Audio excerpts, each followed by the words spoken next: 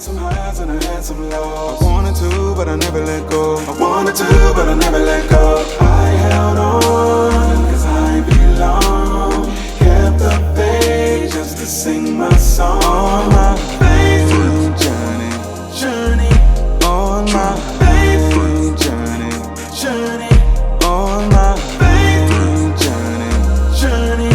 On my faith journey. You don't know what I've been through. So, hi guys. I came on here to share a little bit of I came on to share just a little bit of this story. And it's funny because so today I was looking through my phone. Well, not looking through my phone. I was actually working. And then while I was working, my phone kind of went off. And I had looked and it was a memory. You know how your phone pops up in memory? If you have an Apple phone, it'll share a memory for you. And what popped up was, it was a memory of today, a year ago. And I was in California. This is when I had moved to LA. And it was it was this little, I'm going to post a video after this so you can see what video I'm talking about. But I was just riding a bike through the beach or whatever. And it was, it was super, I remember this day or whatever. So after I get off this memory, I sent my best friend a memory, and I was just oh, this is crazy. It just comes full circle or whatever. So then I went, I was on Instagram, and what popped up in my feed was this film or whatever called I'm Your Woman, which I'll also post, and you'll see the connection. So what happened was, a year ago, when I was going to California, and I had knew in my heart that I wanted to go to California. And I was just I wanted to go to California to do film. That was the goal. I was I knew I wanted to do film. I knew I wanted to do hair and makeup for film. And that was just my desire. I just really, really wanted to. And it was just well, what better place to go than to go to LA, right? So I go to LA. Well, I prayed. And I was God, this is what I'm supposed to be doing, cool. So I was all right, I'm going to LA, right? There was no question. No one was stopping me. I was going. I just had my mind set on this. I knew this is what I was supposed to do. Well, the thing is, God told me to take skincare to LA. And I was just okay, all right, sure.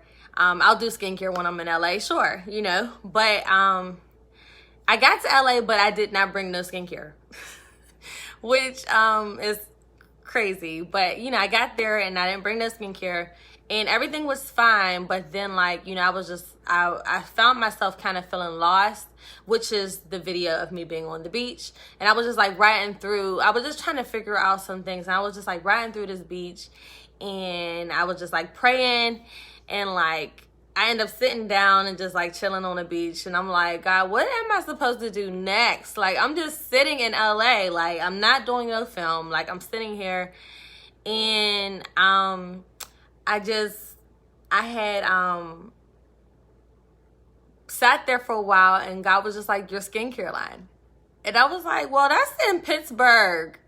I didn't bring that with me. I left it in Pittsburgh.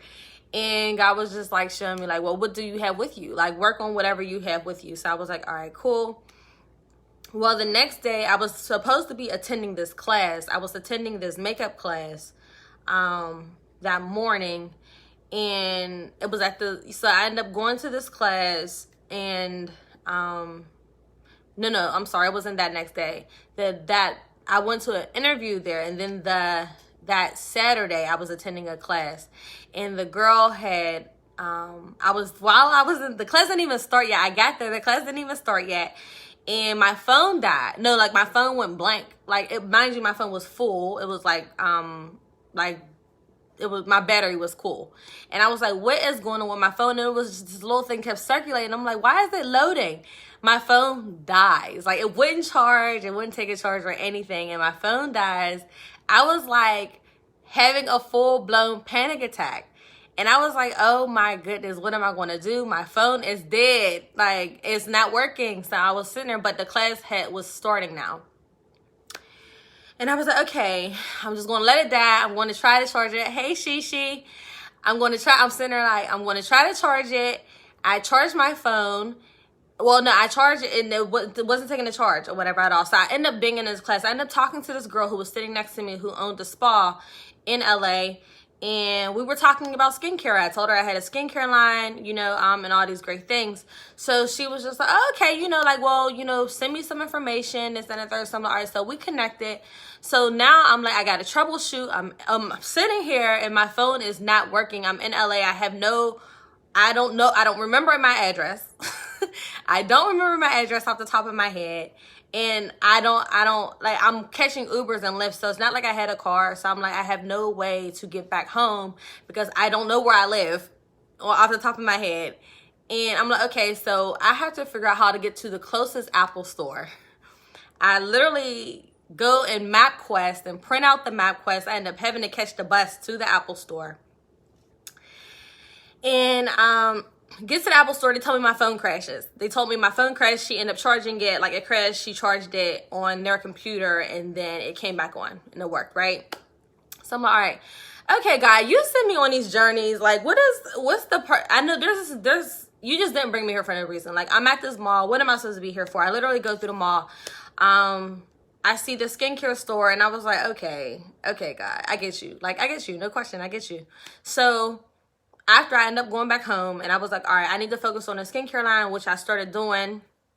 And I kind of started feeling like hopeless because it was just like, you know, God, I really came out here to do film. I really wanted to do hair and makeup for film, and this is not what I'm doing. Like, I'm out here, and you got me working on the skincare line. This makes no sense to me. Like, this makes absolutely no sense to me, but fine, I want to do it.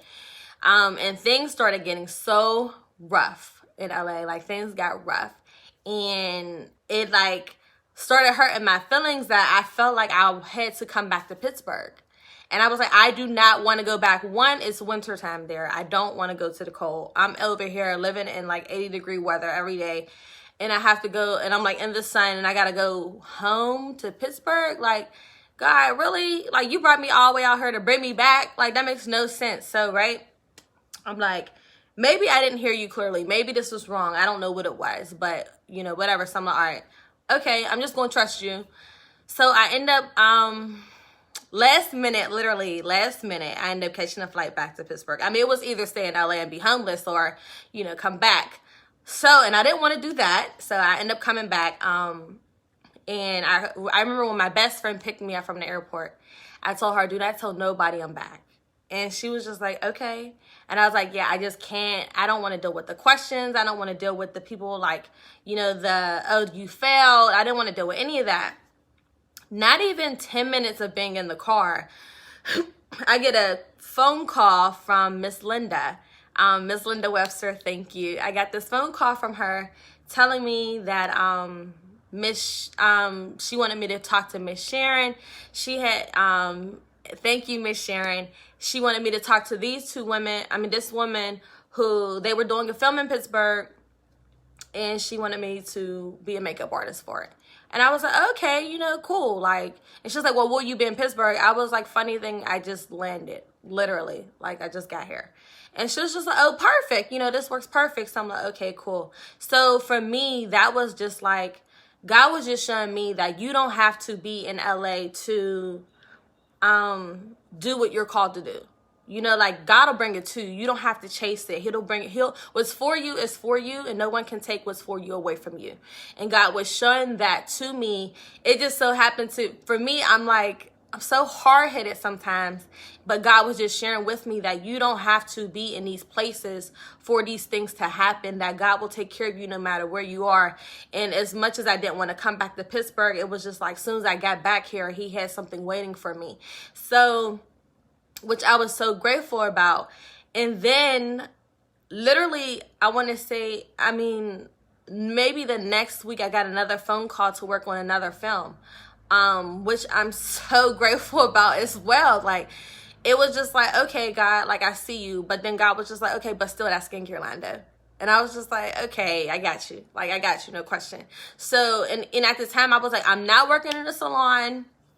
I don't want to work in a salon. I came back. I was like, I'm not touching the salon. I don't want to. If it's not film, if it's not brides, if it's not photo shoots, I don't want no parts of it. That's just how I felt at the moment. And I was like, okay, but I was sitting in Pittsburgh, and I'm like, okay, God, what do you want me to do now? Well, I'm doing this skincare line. It's something else you're calling me to do. And he told me to call my friend Tiff and see what she needs. So I called her and I was like, hey Tiff, like, you know, I'm in Pittsburgh. Is there anything you need? She was like, yes, I need another hairstylist. And I was like, God dang, God. But all right, cool. Which worked out perfectly because I got to be there and it was such a great atmosphere. It was so great working with her. It was so great working in that salon, one of the best salons I've ever worked in my life. It was amazing. We built a solid friendship. We built a solid partnership. So I'm saying all this to say, like, to just trust God, like, trust the process, trust God. Whatever and there's no such thing as you failing. It's funny because this story, I dreaded talking about it. For a while, I didn't want to talk about it because it was just like the feeling of failure. But I'm learning that it's not failure. You know, it's just the journey. It's a part of your journey. And even if you call it failure, whatever, failure is still a part of the journey. That's how that's how you grow. That's how you learn or whatever. For me, it was just like learning to trust God. So for me, it's just trusting God through the process, like trusting God no matter what. And my skincare line is doing great, like, and I love it. And I'm grateful that God pushed me, like shoved me into it, because the purpose of the skincare line is bigger than me. You know, the purpose of the skincare line is to help others. The reason why it was even stemmed from was because of my mother, you know, the passing of my mother and her having breast cancer. So I wanted to create something that was much more natural, something to be much more helpful to people in their skin and what you're putting on your skin and putting in your skin, which was much more important to me. So this was a blessing. All of this was a blessing.